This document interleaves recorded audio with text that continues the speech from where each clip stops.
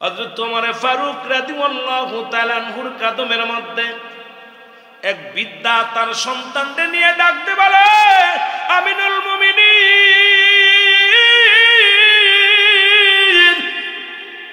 আমি আমার ছেলেকে আপনার কদমের মধ্যে আনছি গো, আমার ছেলের বিচার করা লাগবে। জোরে বলেন মারহাবা। আর একটু জোরে। আমার যুবক বাজানরা আছেন, গভীর মনোযোগ। খলিফা হযরত ওমর ফারুক ডাকতে বলে, বৃদ্ধা ও কি হয়? বলে আমার ছেলে। কি হয়? ও আমার ছেলে। বলে কিসের বিচার? বলে তিনটা অপরাধ করেছে আমার সন্তান, গুরুতর অপরাধ করেছে, তিনটা অপরাধ করেছে। এই অপরাধের বিচার আপনার কদমের মধ্যে আমি দিলাম। খলিফা হযরত ওমর ফারুক রাদিয়াল্লাহু তাআলা আনহু ডাকতে বলে, বৃদ্ধা তোমার ছেলে কি কি অপরাধ করেছে বলো। বলে হুজুর, এক নাম্বার অপরাধ আমার সন্তান এই পৃথিবীর মধ্যে মানুষ খুন করেছে। আমি আপনাদের কাছে জানতে চাই, মানুষ খুন করা পাপ না গুনাহ? গুনাহ না সব? জোরে বলেন কি? এটা তো মামুলি ব্যাপার।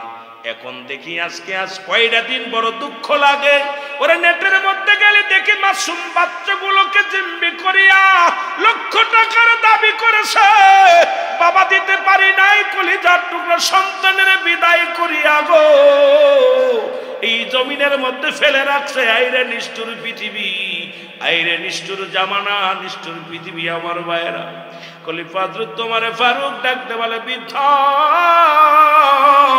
তোমার সন্তান কি অপরাধ করেছে বলো।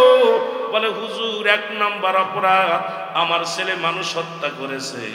বলে এটা গুরুতর অপরাধ।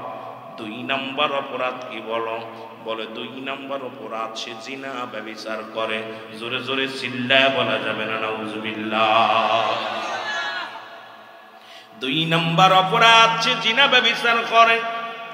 3 নাম্বার অপরাধ আমার সন্তান সে মাদক সেবন করে গো।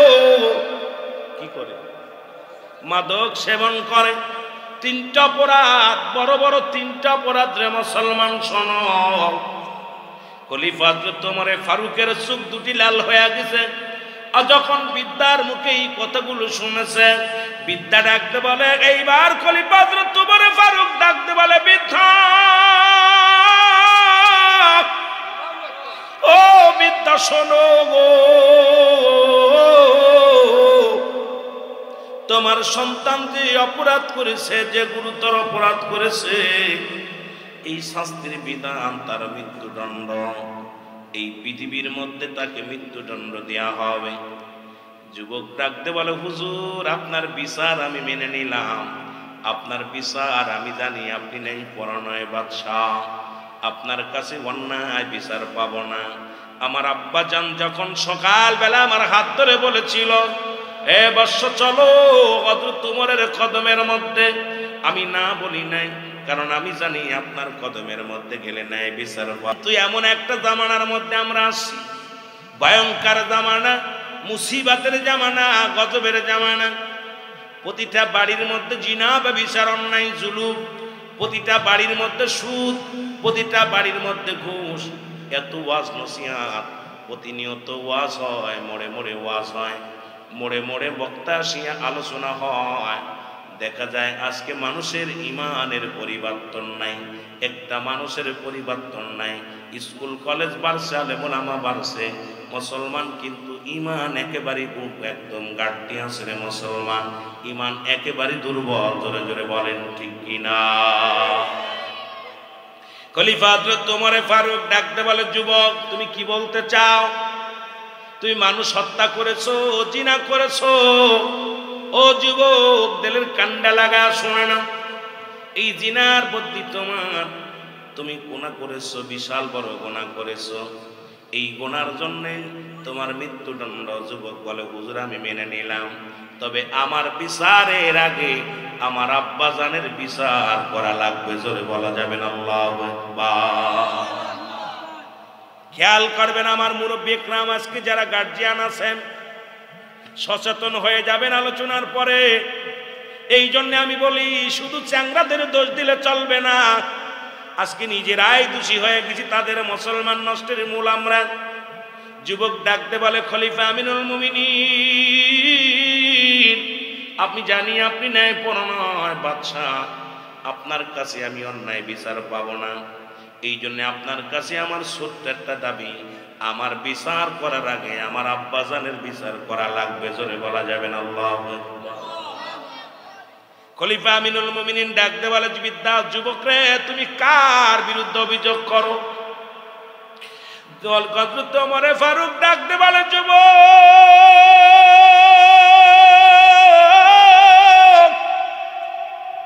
এটা কি তোমার বাবা হয় রে? বলে জি আমার বাবা হয়। তুমি কার বিরুদ্ধে অভিযোগ করো? কার দিকে তুমি আঙ্গুল তুললা?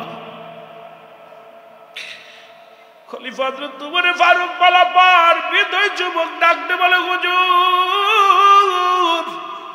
আমার এই নষ্টের মূল, আমার আজকে এই নষ্টের মূল আর কেউ নয়, তিনি হলো আমার বাবা মা, এই জন্য তাদের বিচারটা আগে করা লাগবে। জোরে জোরে চিল্লায় বলা যাবে না আল্লাহু আকবার। খলিফা হযরত ওমর ফারুক বলে যুবক রে, আমার বাবা মা যে কি নিয়ামত, রাসূল তো আলোচনা করেছে পিতামাতার বিষয়ে, রাসূল নিজেই বলেছে আমার সাহাবীরা তোমরা কেউ কি কবুল হজরের সব পাইতে চাও? সাহাবীরা বলে হুজুর কে বা না চায়?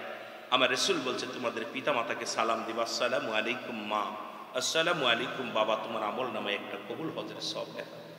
সুবহানাল্লাহ। আর একটু জোরে বলেন। পিতামাতার প্রতি গুরুত্ব দিয়ে অনেক আলোচনা হয়েছে।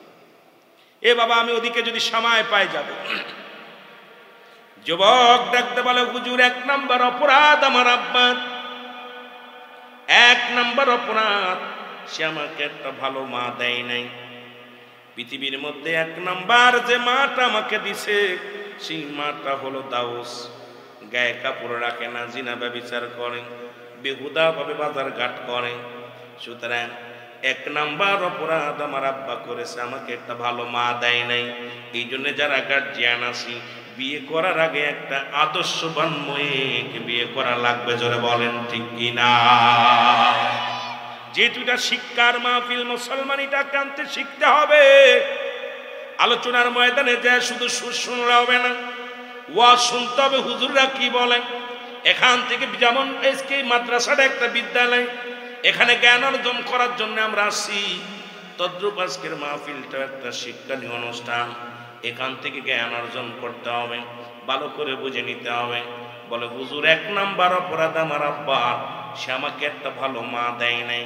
কারণ এমন একটা মায়ের গর্ভে আমি জন্ম নিছি, জীবনে সেই মা পর্দার বিধান মানে না, ইসলামের বিধান মানে না, কোরআন হাদিস পারে না, জানে না ইসলামের বিধান কি, এই মা কিছুই বোঝে না।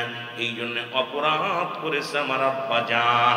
সে কেন আমাকে একটা ভালো মা উপহার দেয় নাই? জোরে বলেন সুবহানাল্লাহ। আর একটু জোরে বলেন আল্লাহু আকবার। এ ভাইরা আমার, যে সমস্ত যুবক ভাইরা বিয়ে করো নাই, ও যুবক তোদের হাতে ধরে বলে যায়, পায়ে ধরে বলে যায়, সিলেটের যুবকেরা তোরা লন্ডন প্রবাসী, বাংলাদেশের মধ্যে একটা আমরা দ্বিতীয় লন্ডন বলি, সিলেট জেলাকে বলি দ্বিতীয় লন্ডন।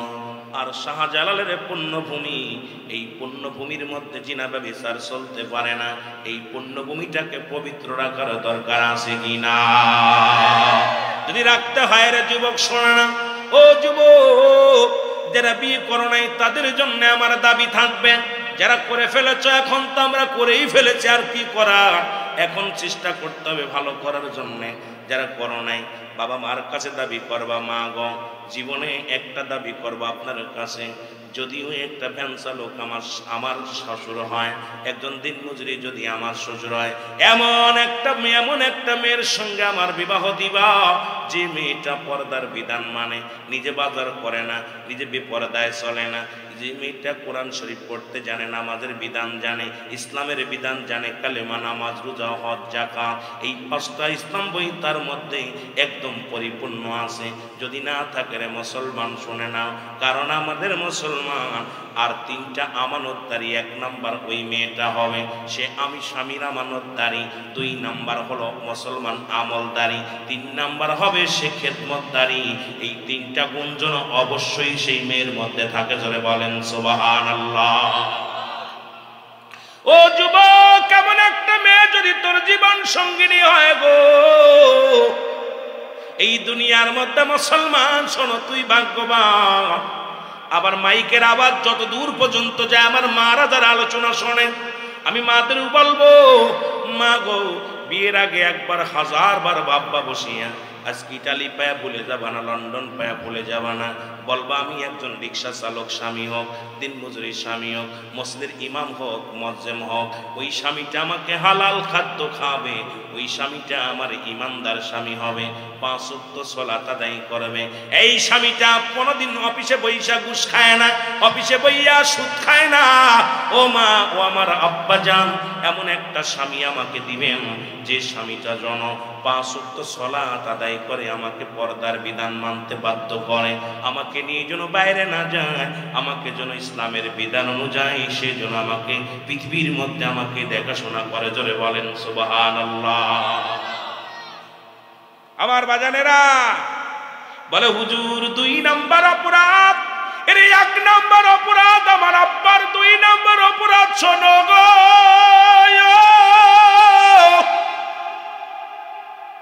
2 নাম্বার অপরাধ আমার আব্বার শোনো, সে আমার একটা ভালো নাম দেয় নাই। জোরে বলা যাবে না আল্লাহু আকবার। আমার একটা ভালো নাম দেয় নাই। সুতরাং পৃথিবীর মধ্যে সন্তান যখন দুনিয়ার মধ্যে আগমন করবেন, আমার যুবক বাবারা ভালো করে জেনে নিবেন, এই সন্তান যখন দুনিয়ার মুখ দেখবে, এই 7 দিনের একদিন আগে নাম রাখা দূরত্ব নাই। সুন্নাতে রাসূল হলো 7 দিনের পরে মার নাম রাখা। ছেলে হলে, যদি ছেলে হয় তার জন্য 2টি পশু কোরবানি, যদি মেয়ে হয় তার জন্য 1টা পশু কোরবানি। মুসলমান শোনো, দিলের কান্ডা লাগায় শোনো, ওই 7 দিন যখন অতিবাহিত হয়ে যাবে, এরপরে তার মাথার চুলগুলো ফেলে দিবা, এরপরে হাত পায়ের নখগুলো কাটবা, সুন্দর একটা নাম রাখবা, সুন্নাত তরিকায় সুন্নতে সুন্দর একটা নাম রাখবা। আজকে আমার সমাজের সন্তানগুলো নষ্ট হওয়ার মূল হলো একটাই, আমি হিসাব করে মিলাইলাম, রাসূল বলছে সুন্নাতে তরিকা, সুন্নাতে রাসূল হলো 7 দিনের একদিন আগে নাম রাখা দূরত্ব নাই। আমাদের ছেলে মেয়ে বিয়ের আগেই নাম রাখা হয়ে যায়। দেখা যায় বিয়ে করেছেন, বাসর রাত্রে নাম রাখা হয়ে যায়। দেখা যায় 2জন স্বামী স্ত্রী যুক্তি করে, যদি একটা মেয়ে হয় নাম রাখবো কি, ছেলে হয় যদি নাম রাখবো কি। মুসলমান, আবার আমার দেশে আলতাসনা শুরু হয়ে গেছে। আলতাসনা করে যখন ধরা পড়ে মেয়ে, নাম রাখা কমপ্লিট, যদি ধরা পড়ে ছেলে, নাম রাখা কমপ্লিট না রে বাজান না। এই সন্তানগুলো সুন্নাত তরিকার মধ্যে আসে না, সুন্নাতের মধ্যে আসে না। এই জন্য এই সন্তানগুলো বড় হয়ে যদিও আলেম হয়, ও হয় বলৎকার, যদিও হয় আলেম ও হয় ঘুষখোর, যদিও আলেম ও হয় দুর্নীতিবাজ, যদিও হয় আলেম মুসলমান বেআমলদার হবে, যদিও হয় আলেম হয় ওই হবে চগল করে আলেম, যদিও হয় আলেম মুসলমান ও হবে বাটপার আলেম, যদিও হয় আলেম মুসলমান, যদিও এলেম অর্জন করে, কিন্তু আমল তার ভিতরে থাকবে না। অসংখ্য মানুষ এই ভিতরে পড়ে। আমার ভাইরা, আমার বন্ধুরা, আমার গভীর মনোযোগ। 3 নাম্বার অপরাধ, ও মুসলমান শোনো, আমার আব্বা জানের 3 নাম্বার অপরাধ। সেই অপরাধগুলো হলো, আমার আব্বা জান আমাকে কোনো ইসলামের জ্ঞান শিক্ষা দেয় নাই। আমি আপনাদেরকে বলে যাই, বাবা ছেলে ল পড়াইছেন কোথায়, লন্ডন নিয়ে, ল পড়াইছেন আমেরিকা নিয়ে, মুসলমান বড় ইঞ্জিনিয়ার করছেন, দার্শনিক করেছেন, পৃথিবীর মধ্যে মাস্টার করেছেন, মুসলমান বড় বড় অফিসার করেছেন, কিন্তু তাকে কোরআনের জ্ঞান তারে শিক্ষা দেন নাই, হাদিসের জ্ঞান তারে শিক্ষা দেন নাই। এই সন্তান একদিন আপনার বুকের মধ্যে লাথি মারবে। মুসলমান শুনে নেন, এই জন্য দুনিয়ার মধ্যে মেয়ে হোক আর ছেলে হোক, যখন দুনিয়ার মধ্যে আসবে, নিম্নতরে তারে নামাজের নিয়ম কানুনগুলো শিক্ষা দিবেন, জানাজার নিয়ম কানুনগুলো শিক্ষা দিবেন, পর্দার বিধানগুলো শিক্ষা দিবেন, হারাম হালালের বিধানগুলো শিক্ষা দিবেন। ও মুসলমান শুনে নাও, আপনার সন্তান হোক ডাক্তার, হোক ইঞ্জিনিয়ার, হোক বড় অফিসার, যাই হোক না কেন, নিম্নতরে যদি আপনি ইসলামের জ্ঞান তার ভিতরে থাকে, সে জীবনেও ফুসখোর হবে না, সুদখোর হবে না। আজকে ইসলামের জ্ঞান না থাকার কারণে দুর্নীতির 1 নম্বরের শীর্ষে চলে গেছে আমার সমাজের মুসলমান শিক্ষিত সমাজ। জোরে বলেন ঠিক কিনা? কথা বোঝেন? শিক্ষিত সমাজ দুর্নীতির 1 নম্বরে। আমি হিসাব করে মিলায় দেখছি, আমার দেশের এক রিক্সা চালক দুর্নীতিবাজ না, আমার দেশের ভ্যান চালক দুর্নীতিবাজ না, আমার দেশের কৃষক দুর্নীতিবাজ নয়, আমার দেশের বড় বড় ডিগ্রি নিয়ে যারা এই চেয়ারে বসেছে এরাই হলো বাংলাদেশের শীর্ষস্থানীয় শীর্ষ কাতারের দুর্নীতিবাজ। জোরে বলেন ঠিক কিনা? কারণ তারা ইসলামের জ্ঞান শিক্ষা নেই, তাদের ভিতরে নেই। কোনটা হারাম কোনটা হালাল এটা বোঝার মতো শক্তি তাদেরকে আল্লাহ দেয় নাই। না দেওয়ার কারণে হারামের মধ্যে জড়িত, ঘুষের মধ্যে জড়িত, সুদের মধ্যে জড়িত, জিনার মধ্যে জড়িত। আজকে এই জন্য আমার আপনার সন্তান যখন দুনিয়ার মধ্যে আসবে, এদেরকে নিম্ন কাতারে একদম সর্বনিম্ন তাদেরকে কোরআনটা শিক্ষা দিবেন, কোরআনটা সহিভাবে পড়তে পারে। এরপরে যখন জানাজার নিয়ম, নামাজের নিয়ম, এগুলো হারাম হালাল এক কথায় শরীয়তের বিধান অনুযায়ী যেটা আছে এটা আপনি শিক্ষা দেন, তারপরে সে ডাক্তার, ইঞ্জিনিয়ার, প্রফেসর যা হয় হোক। জোরে বলেন ঠিক কিনা? আমার ভাইরা, আমার বন্ধুরা, আমার খলিফা তোমার ফারুক ডাকতে বলে, বিদ্যা শোনো,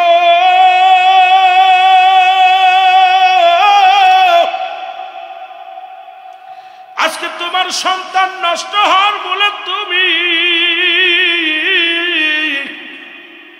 এই সন্তান নষ্ট হওয়ার মূল হলো তুমি। ও বিদ্যা, তুমি প্রস্তুতি হও, শাস্তির জন্য প্রস্তুতি হও। বিদ্যা ডাকতে বলে, হুজুর এত বড় অপরাধ করেছি আমি বুঝতে পারি না, আমাকে একটু সুযোগ দেন, আমার একটু তওবা করে দেন, আল্লাহ যেন আমারে মাফ করে দেয়। আস্তাগফিরুল্লাহ রব্বি মিন কুল্লি যামবি ওয়া আতুবু ইলাইহি। জোরে জোরে চিল্লায় বলা যাবে না মারহাবা। খলিফা তোমার ফারুক তওবা করায়া দিলেন, কালেমা পড়ায়া দিলেন।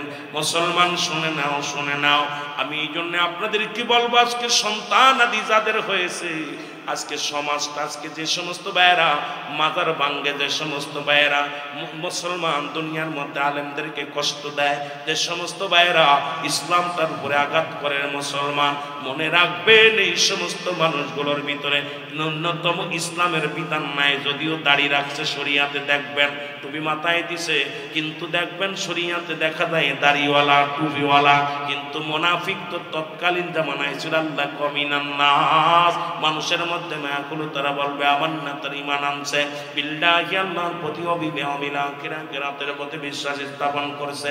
ওমা হুম বিমুমিনিন।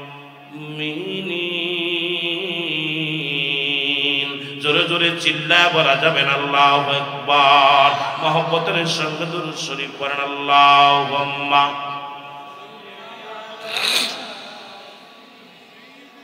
একটু জোরে পড়েন না, মুহাম্মাদ।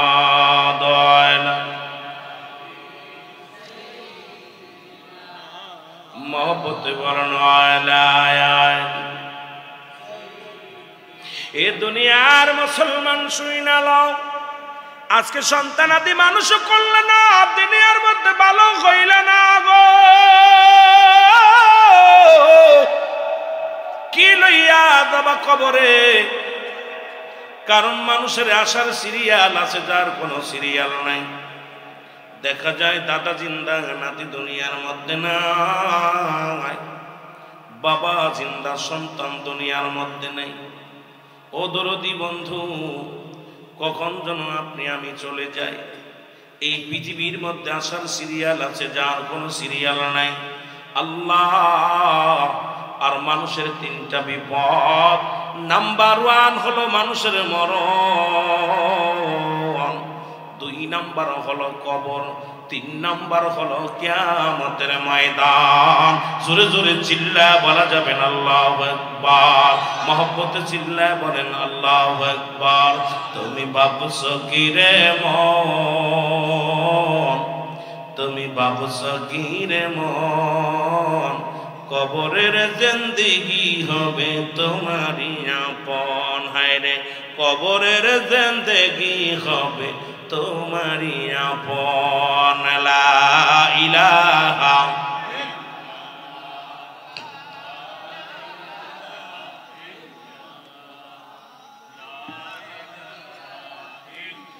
এ মুসলমান শুনে নাও, কথাগুলো বললে পারে আপনি বুঝতে পারবেন গো।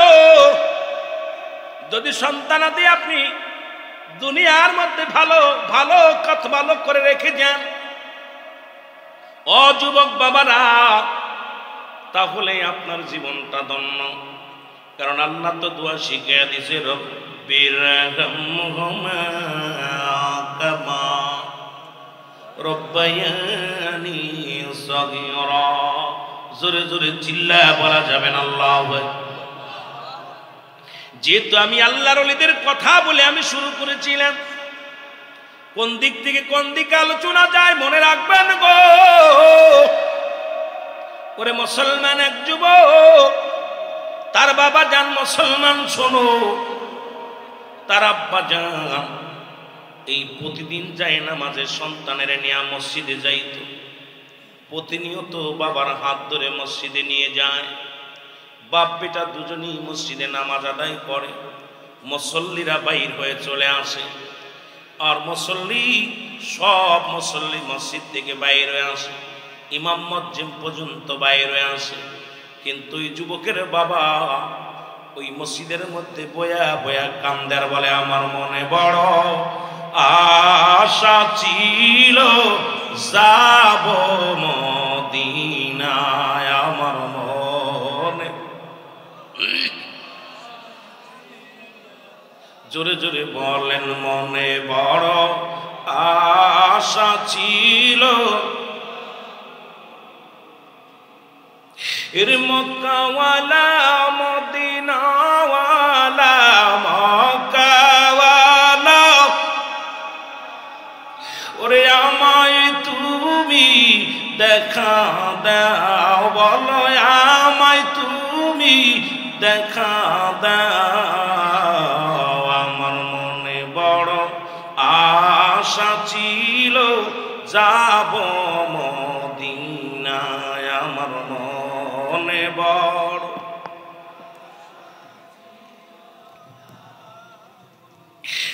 আরব সাগর পাড়ি দিব, নাই তোমাদের তরি,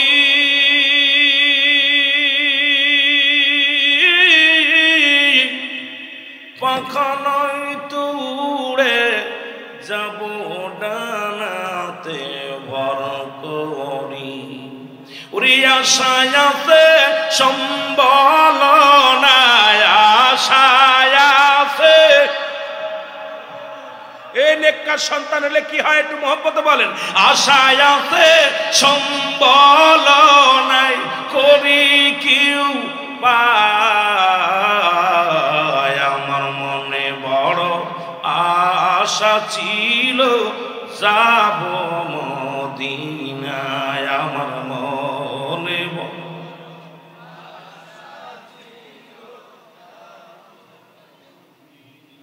এ দুনিয়ার মুসলমান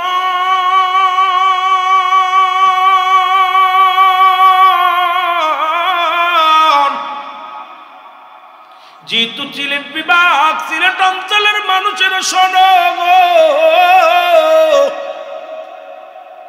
এই যুবকের বাবা প্রতিনিয়ত কান্তর বলত, আল্লাহ কবে মদিনায় যাব, কবে নবীজির রওজা দেখব, কবে রাসূলকে রওজা দেখে মনের স্বাদ মিটাবো।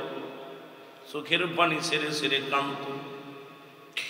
এই বলিয়া বলিয়া কানতে কানতে একদিন মারা গেল। এবার মুসলমান যুবক চলে গেলেন মদিনায়। মদিনায় যাইয়া রাসূলুল্লাহর রওজা জিয়ারত করে। ওখানে দাঁড়ায় আসছিলেন আল্লাহর ওলি শিবলি রহমাতুল্লাহ আলাইহি, জোরে বলা যাবেন আল্লাহু আকবার। আল্লাহর ওলি শিবলি রহমাতুল্লাহ তাকায় দেখে রে ওই যুবক শুধু আব্বা আব্বা আব্বা বলে কান্দে। আল্লাহর ওলি সামনে আগে আসে, ডাকতে বলে যুবক রে, আমি আজ 3টা দিন লক্ষ্য করি তুমি শুধু আব্বু আব্বু বলে কান্দো। সব মানুষ তো রাসূলুল্লাহর রওজার পাশে দাঁড়ায়া লাব্বাইক ইয়া রাসূলুল্লাহ লাব্বাইক ইয়া হাবিবাল্লাহ বলে কান্দে। ও যুবক রে, সব মানুষ তো রাসূলুল্লাহর রওজার পাশে কান্দে লাব্বাইক ইয়া রাসূলুল্লাহ আল্লাহুম্মা জিন্নি মিনান নার লাব্বাইক ইয়া হাবিবাল্লাহ লাব্বাইক ইয়া রাসূলুল্লাহ। যুবক রে, তুমি কেন কান্দো? তুমি কেন আব্বা আব্বা বলে কান্দো? যুবক ডাকতে বলে হুজুর,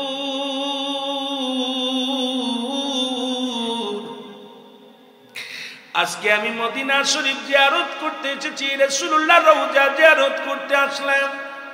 এসে দেখি আমার আব্বার রঙের কত মানুষ দেখা যায় গো, আমার আব্বার নামের সাথে কত নাম মিলে যায়, আমার আব্বার চেহারার সঙ্গে কত চেহারা মিলে যায় রে। আজকে আমার আব্বা জান দুনিয়ায় নাই, আমি কান্দি, আমার আব্বার কথা মনে পড়ে যায়। আল্লাহর ওলি শিবলি রহমাতুল্লাহ ডাকতে বলে যুবক রে, তুমি কেন কান্দো? চোখের পানি মুছে ফেলো, সবার তো চিরদিন বাবা বেঁচে থাকে না। তুমি যার রওজার পাশে দাঁড়ায় দাঁড়ায় কান্দো যুবক, এই নবীও ছিল এতিম, আমিও শিবলি রহমাতুল্লাহ আমিও এতিম, আমার মা নাই বাবা নাই। যার রওজার পাশে তুমি দাঁড়ায় দাঁড়ায় কান্দো, এই নবীজি যখন 6 মাস তার মায়ের গর্ভে, দুনিয়া থেকে বাবা তার চিরবিদায়। রাসূলুল্লাহর বয়স যখন 6 বছর, মা দুনিয়া থেকে বিদায়। 6 বছর 7 মাস যখন বয়স, রাসূলুল্লাহর দাদা দুনিয়া থেকে বিদায়। আরে এমন এতিম নবী রে, এমন এতিম নবী গো, এই এতিম নবীর পাশে দাঁড়ায় দাঁড়ায় তুমি কান্দো যুবক। যুবক ডাকতে বলে হুজুর,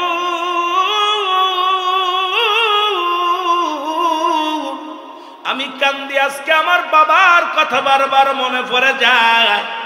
আমার আব্বা জান কান্ত আর বলতো মদিনায় আসবে, গরিব মানুষ হওয়ার কারণে মদিনায় আসতে পারে না।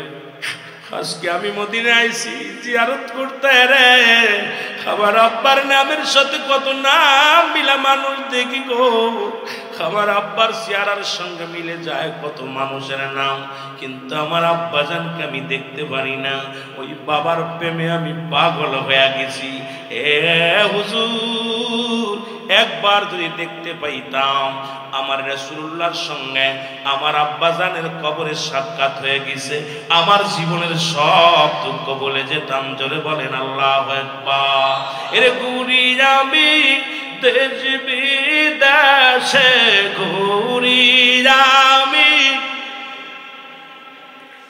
অগণবীর পাগল হইয়া, আমার মনে বড় আশা ছিল যাব মদিনা, বলো মনে বড়। ওমর সাল্লাকা ইল্লা রাহমাতাল লিল আলামিন, নবী গো আপনি রাহমাতাল লিল আলামিন, আল্লাহ হলো রব্বুল আলামিন। আল্লাহ তোমার দরবারে পাগলেরা কান্দে, নবীজির দিদার দিও, যেহেতু নবী রাহমাতাল লিল আলামিন, আমরা রাহমাতাল লিল আলামিনের পাগল। হে আল্লাহ তুমি রব্বুল আলামিন, আমরা তোমার আশিক, এই আশিকেরা কান্দে এই মাসুকের সঙ্গে একটু দেখার জন্য। হে আল্লাহ রব্বে করিম আমাদেরকে রাসূলুল্লাহর দিদার দিও, জোরে বলেন আমিন। এরে ঘুরি আমি দেশ বিদেশে, ঘুরি আমি অগণবীর পাগল হইয়া, বল নবীর হইয়া, দেখা দব দয়াল গো নবী একবার আসিয়া, বল দেখা দাও।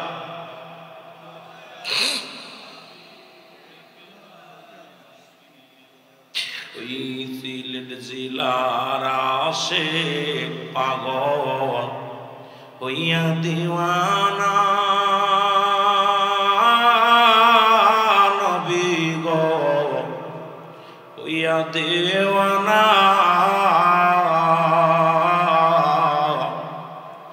একবার যদি যাইতে পারি আমি সোনার মদিনা, একবার যদি যাইতে পারি নবী সোনার মদিনা, এরে দেখব আমি নয়ন ভোরে, দেখব আমি নয়ন ভোরে নবীজির রওজা, বল নবীজির রওজা। আমার মনে বড় আশা ছিল যাব মদিনায়, আমার মনে এ দুনিয়ার মুসলমান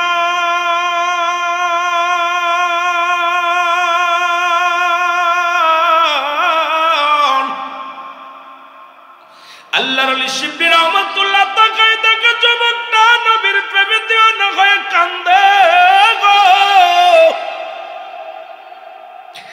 আল্লাহর ওলি শিবলি রহমাতুল্লাহ সঙ্গে সঙ্গে 2 রাকাত নামাজ আদায় করলেন। আদায় করিয়া রব্বে কারিমের দরবারে 2টি হাত উঠায় কান্দে, বলে মালিক জীবনে কত ইবাদত বন্দেগী করলাম গো, জীবনে আমার জন্য আপনার কাছে কিছু চাই নাই রে আল্লাহ, জীবনে আমি শিবলি আপনার কাছে কিছু চাই নাই। আজকে এই যুবকের চোখের পানি, সন্তান বাবার ভালোবাসা দেখে আমি পাগল হয়ে গেছি। আরে আমরা এমন সন্তান দেখে গেলাম রে, 14টা হকল সন্তান। ও যুবক, পিতামাতার প্রতি মুসলমান 14টা হক, 7টা হলো মৃত্যুর আগে, 7টা হলো মৃত্যুর পরে। আজকে দুনিয়ার মধ্যে অনেকে আব্বা মারে হারায়া ফেলেছি, এই 14টা হক আদায় করি না। তার মধ্যে 1 নম্বর তাদের জন্য সবর শ্রেণী করা, 2 নম্বর তাদের জন্য মাগফিরাত কামনা করা, 7 নম্বর তাদের জন্য সময় করে বেশি বেশি জিয়ারত করা। আজকে বছর চলে যায়, মাস চলে যায়, দেখা যায় 2-4 বছর নতুন নতুন আব্বা মারা গেলে, মা মারা গেলে কবরের পাশে আমরা যাই, কিন্তু 2-4 বছর পরে আর মনে থাকে না আব্বার কথা, মার কথা। এর যুবক শুই না গো, রাসূল বলেছে আমার আল্লাহ জানিয়ে দিয়েছে আমি ওই সন্তানেরা যেন বেশি বেশি করে আব্বা মার কবর জিয়ারত করে গো। আজকে অনেকের বাবার কবর উপরে দিয়ে কুত্তা ছেলে পায়খানা করে, অনেকের কবরটা ভেঙ্গে, মুসলমান ভেঙ্গে গেছে, অস্তিত্ব নাই। অনেকের কবর উপরে দিয়া গরু ছাগলে ঘাস খায়, কবর থেকে তো খেদানোর ক্ষমতা আল্লাহ তাদের দেয় নাই। আমরা তাদের ওয়ারিস, আমরা তাদের সন্তানাদি দুনিয়ার মধ্যে রইলাম। যুবক, একটু আমরা তাদের জন্য দোয়াও করি না, তাদের খোঁজ খবর নিই না।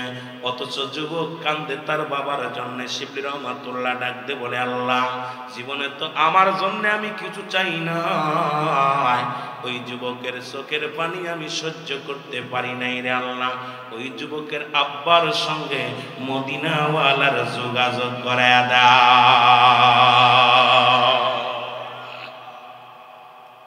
ও সিলেটবাসী, বলে বাজারের যুবকের শোনো গো,